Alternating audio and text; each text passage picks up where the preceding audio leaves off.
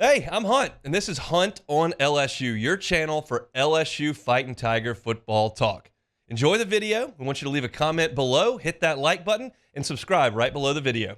Enjoy. I was thinking about spring football, and I don't have any earth-shattering takes today on March 19th when they haven't let us into practice for 2 weeks because they had spring break, and we won't see them again until Thursday.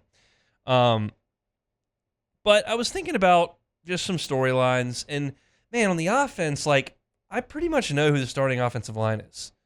I know who the starting quarterback is. I know who the running backs are and feel comfortable saying that Josh Williams and Caleb Jackson will share the lion's share of the carries, and then whatever Caden Durham gets is what he gets. But unless they get it on our transfer.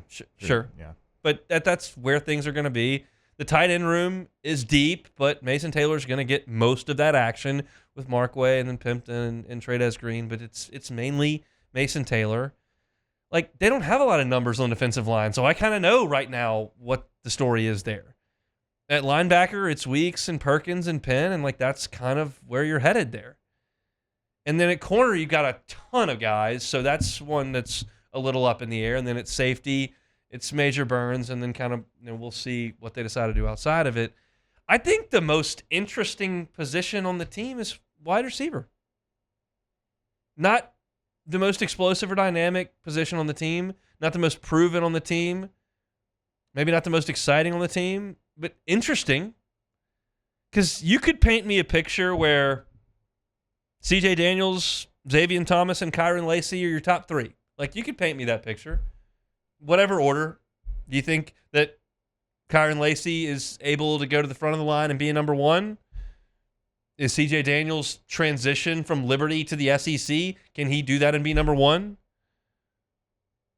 Xavier Thomas in a offense that's not in a massive transition like Mississippi State's was last year. He's way more productive and he's number one. What is Aaron Anderson? I don't know. I was dead wrong on him last year because I went to practice and I watched him run some routes and intermediate stuff and thought this guy's going to be really good. And he was a non-factor. Didn't look that explosive in the kick return game. Wasn't asked to do very much from a wide receiver perspective. Just not much there. What is Shelton Sampson? We want to talk about the fact that he looks like Terrace Marshall. Is he that productive? Didn't get a chance last year. Obviously, it was tough to get to the field. Got his chance against Grambling, had a couple of blocks, and we didn't see him again. Talent looks great. What is he? I don't know.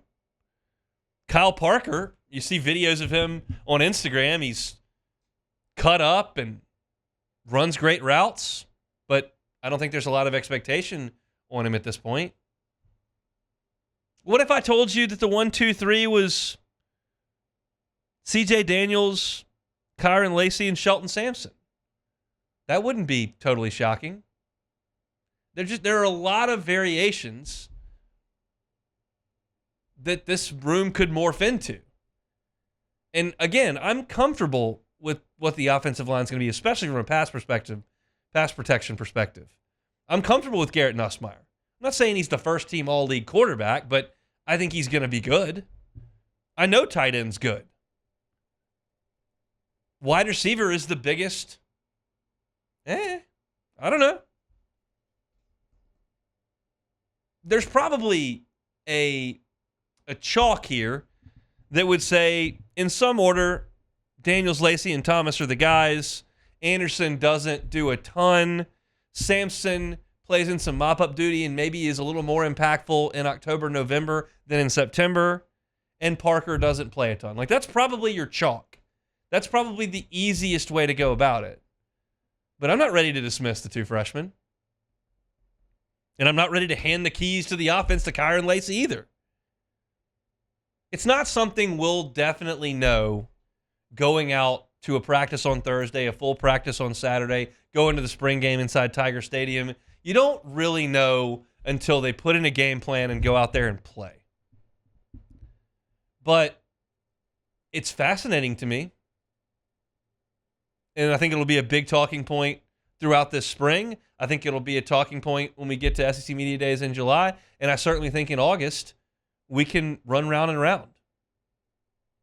Last year, if you went to practice, you saw Malik Nabers and Brian Thomas just going to work almost every single day. And knowing what we know now, that makes a lot of sense. The Heisman Trophy winner was throwing it to him, and a secondary that didn't cover anybody for 4 months was trying to cover him. It makes a lot of sense that they were making a lot of plays.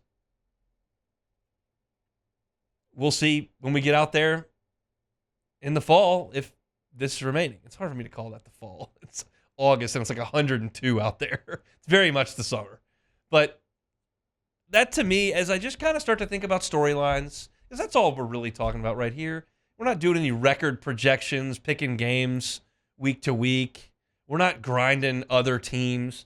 All this time of year is just kind of discussing what LSU football could be and where we have our concerns and our confidence. I wouldn't say that wide receiver for me right now is a concern or confidence. I would say it's just kind of a question mark with a lot of variables, and I'm ready to see it play out. I don't question the ability. I question the production in college because that's not really been there outside of Daniels. A little bit of Thomas too. But I'm excited to see how that position group shakes out. And Cortez Hankton, Joe Sloan, and company have a lot of time to get that done. So just a little thumbnail on LSU's wide receiver play. Hey, it's on. Thanks for watching Hunt on Saints. Before you leave, help us out a little bit. Hit that like button, leave your comments in the section below, and hit that subscribe button so you get all our content right here from Hunt on Saints. We'll see you next time.